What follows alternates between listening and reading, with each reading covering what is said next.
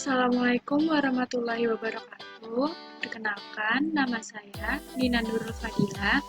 Saya di sini akan mempresentasikan mengenai salah satu laporan keuangan yang ada di perusahaan, yaitu balance sheet, sebagai salah satu syarat untuk mengikuti accounting club yang ada di Universitas Nasional.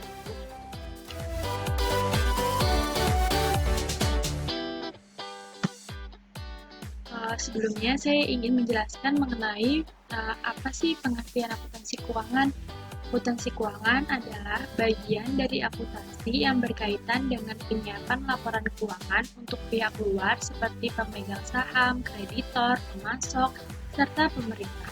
Prinsip utama yang dipakai dalam akuntansi keuangan adalah persamaan akuntansi, yaitu aset sama dengan liabilitas ditambah ekuitas.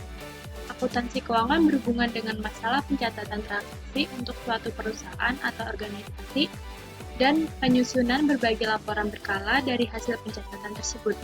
Laporan ini yang disusun untuk kepentingan umum dan biasanya digunakan pemilik perusahaan untuk menilai prestasi manajer atau dipakai manajer sebagai tanggung jawab keuangan terhadap para pemegang saham. Nah, saya di sini sebelumnya ingin flashback mengenai siklus akuntansi. Pertama, kita akan menerima bukti transaksi, kemudian kita menjurnal, kemudian kita dimasukkan ke buku besar, masukkan ke neraca saldo, kemudian kita membuat jurnal penyesuaian, membuat laporan keuangan, yang salah satu laporan keuangan akan saya jelaskan, kemudian kita membuat jurnal penutup. Nah, kita harus tahu apa sih definisi dari balance sheet itu. Balance sheet atau neraca atau disebut Statement of Financial Position merupakan laporan keuangan, laporan yang wajib disusun oleh suatu entitas bisnis atau perusahaan untuk menggambarkan kekayaan, kewajiban, serta modal akhir periode akuntansi perusahaan yang sebenarnya.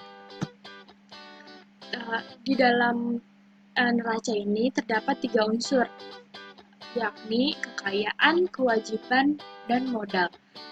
Yang pertama adalah aktiva atau aset. Aktiva atau aset menunjukkan pada keseluruhan dari sumber daya yang bisnis Anda miliki, mulai dari kas, piutang, persediaan barang, tanah, gedung, mesin, hingga kendaraan dan lain sebagainya. Berdasarkan jangka waktunya, aktiva dibagi menjadi 2 jenis, yaitu aktiva lancar dan aktiva tetap. Aktiva lancar atau current asset merupakan jenis aktiva yang memiliki umur kegunaan jangka pendek, di mana proses pencairannya kurang dari atau maksimum 1 tahun. Beberapa aset yang dapat dikelompokkan ke dalam akun aktiva lancar antara lain kas, piutang, biaya dibayar di muka, perlengkapan, dan persediaan barang, dan masih banyak lagi. Kemudian adalah aktiva tetap. Aktiva tetap adalah aset yang dimiliki atau digunakan untuk jangka waktu yang panjang lebih dari 1 tahun. Sifat dari aktiva tetap atau fixed asset adalah tidak untuk dijual dan proses pembelian yang dilakukan demi kelancaran operasional perusahaan. Aset satu ini tidak ditunjukkan untuk dikomersilkan karena daya gunanya lebih dibutuhkan. Beberapa contoh dari akun yang dapat dikelompokkan dalam akun aktiva tetap antara lain gedung, tanah, mesin, dan peralatan. Seiring berjalannya waktu, nilai aktiva tetap yang dimiliki suatu perusahaan dapat menyusut karena penurunan masa pakai dari aset tersebut. Yang kedua adalah pasiva atau liability. Pasiva adalah kewajiban perusahaan terdapat pihak lain yang harus dibayar baik dalam jangka pendek maupun jangka panjang. Yang termasuk dalam pasiva antara lain utang, pendapatan diterima di muka, pendapatan yang diperoleh atas jasa yang belum dilakukan, serta akrual atau biaya yang jatuh tempo di kemudian hari. Adapun pasiva terbagi dalam 2 jenis, yaitu utang lancar dan utang jangka panjang. Utang jangka panjang, maksudnya utang jangka pendek. Utang jenis ini merupakan utang yang harus segera dilunasi dengan tenggang waktu yang paling lambat adalah 1 tahun. yang termasuk dalam kriteria utang jangka pendek antara lain wesel bayar, utang bayar, biaya yang harus dibayar, dan masih banyak lagi. Kemudian utang jangka panjang. Yang termasuk utang jangka panjang adalah semua utang yang pembayaran itu relatif lama, seperti utang obligasi, utang hipotek, dan masih banyak utang-utang. Kemudian yang ketiga adalah modal atau equity.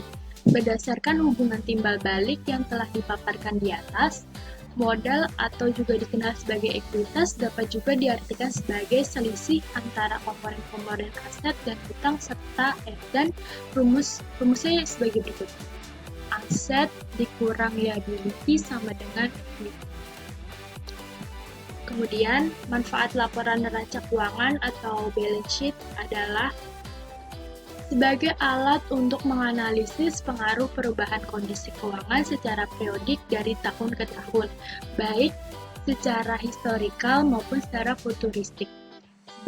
Terus yang kedua adalah sebagai alat untuk menganalisis likuiditas suatu bisnis yang menunjukkan kemampuan untuk membayar dan melunasi hutang jangka pendek dan harta likuid yang dimiliki.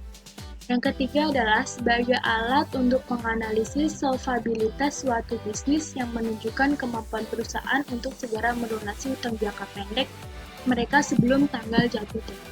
Dan masih banyak manfaat-manfaat yang lain. Nah, ini kan yang kita ketahui adalah worksheet. Nah, untuk memasukkan data balance sheet, kita mengambilnya di bagian neraca. Di sebelah debit dimasukin ke debit, kredit dimasukin ke kredit sesuai dengan tempatnya masing-masing. Ini contohnya. Di sini diketahui PD Zafira neracanya sebagai adalah seperti ini. Aktiva itu ada aktiva lancar, ada aktiva tetap, kemudian jumlah dari aktiva lancar dan dikurangi dan ditambah dengan jumlah aktiva tetap, hasilnya 198.574.000. Kemudian di samping kiri terdapat kewajiban dan modal. Total kewajiban dengan total modal itu dikurang dan dimasukkan ke total aktiva. Total aktiva dan total pasifa itu harus balance. Kalau nggak balance, berarti itu terdapat kesalahan pada saat menginput laporan. Sekian presentasi dari saya. Kurang lebihnya mohon maaf. Wabillahi taufiq walhidayah. Wassalamualaikum warahmatullahi wabarakatuh.